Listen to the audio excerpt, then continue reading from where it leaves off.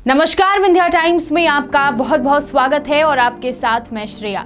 मध्य प्रदेश की 28 विधानसभा सीटों के चुनाव परिणाम के बाद सबसे ज्यादा कशमकश मंत्री पद को लेकर हो रही है।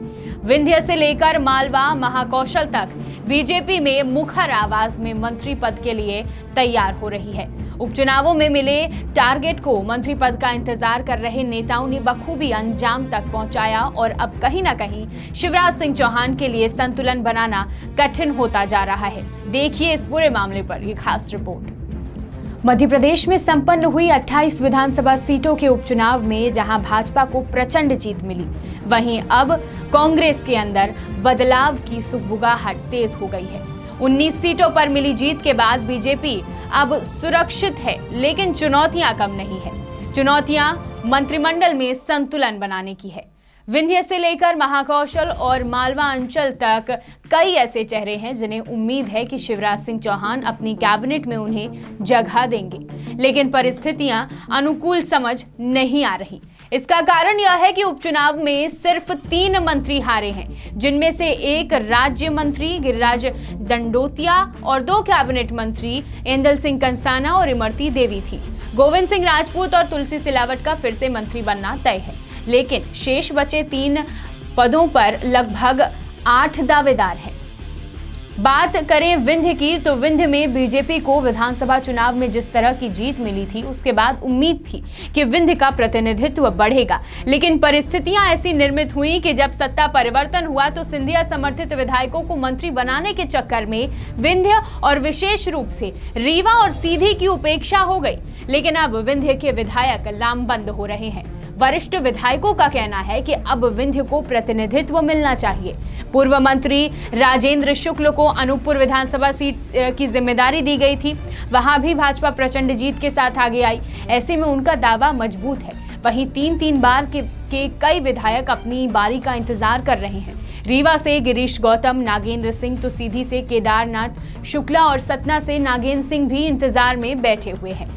पूर्व मंत्री संजय पाठक का भी दावा मजबूत है। लोकसभा चुनाव के दौरान उन्होंने खजुराहो लोकसभा सीट से प्रत्याशी बीडी शर्मा, जो अब प्रदेश अध्यक्ष हैं, उनके पक्ष में जमकर मेहनत की थी। और अब इन सब के बीच देखना यह बेहद जरूरी है कि आखिर इस संतुलन को शिवराज सिंह चौहान किस तरह बनाएंगे। सीधी जिले के चुरहट विधानसभा सीट से विधायक सरदेंदु तिवारी को संगठन में एडजस्ट किया गया है। प्रदेश महामंत्री के दायित्व के बाद अब ऐसा लग रहा है कि सीधी से किसी को कैबिनेट में पद देना मुश्किल होगा, लेकिन रीवा में 8 की 8 विधानसभा सीटें जीतने वाली बीजेपी अब तक यह निर्धारित नहीं कर पाई है कि रीवा से किसे मंत्रिमंडल में रखना है। मांग तेज है और मुखर भी है। पूर्व मंत्री राजेंद्र शुक्ल का भी दावा मजबूत है। 3 बार भी कैबिनेट मंत्री रहे हैं, लेकिन साथ ही चर्चा वरिष्ठ विधायक गिरीश गौतम के नाम पर भी है। अब यह संतुलन और सामंजस्य किस तरह से संगठन और शिवराज सिंह चौहान बनाते हैं, यह देखना बहुत ही दिलचस्प होगा। विंध्य के साथ साथ महाकौशल में अजय विश्नोई कई बार महाकौशल के प्रतिनिधित्व को लेकर सवाल खड़े करते रहे हैं। कई बार तो मुखर होकर सरकार के खिलाफ ही बात की है, लेकिन अब सबको इंतजार है कि कब मंत्रिमंडल का विस्तार होगा और किसे जगह मिलेगी। विधानसभा अध्यक्ष और विधानसभा उपाध्यक्ष को लेकर भी कई वरिष्ठ विधायकों का नाम समय समय पर सामने आता रहा है। विंध्य से भी कई नामों की चर्चा है। अब कब अटकलों पर विराम लगेगा, यह देखना दिलचस्प होगा। सरकार सुरक्षित होने के बाद अब बड़ी चुनौती भाजपा के सामने सबको एडजस्ट करना है।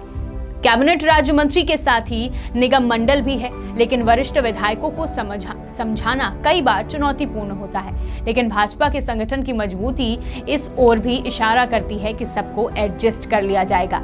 अभी मंत्रिमंडल विस्तार की संभावना कम ही है, लेकिन देखना होगा कि भविष्य में कैसे इस मसले को भाजपा और शिवराज सिंह चौहान सुलझाते हैं। बहुत बहुत धन्यवाद।